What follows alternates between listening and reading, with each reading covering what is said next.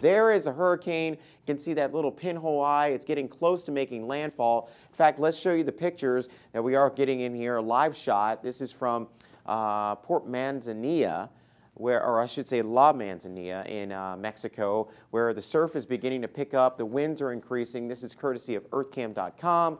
And again, it's just a tough situation for those folks there. Our hearts certainly go out to them as that system will be moving on shore. And as Justin just talked about, Hurricane Patricia off the western Mexican coast has grown into a monster Category 5 storm. Kirk Gregory has more on preparations for the big storm.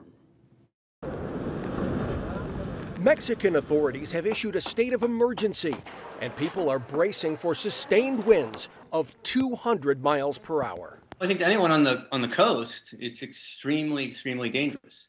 Patricia only formed on Wednesday and continued to churn and grow, moving towards the Mexican coast.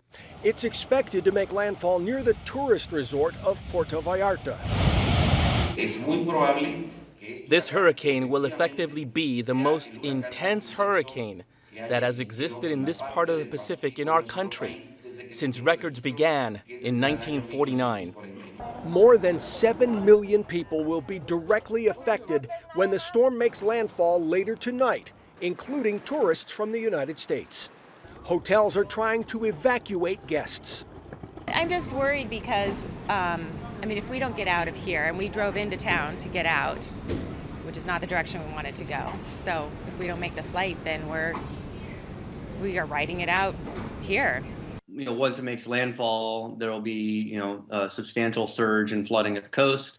Forecasters are calling Hurricane Patricia a historic storm and are advising people to move as far inland as possible.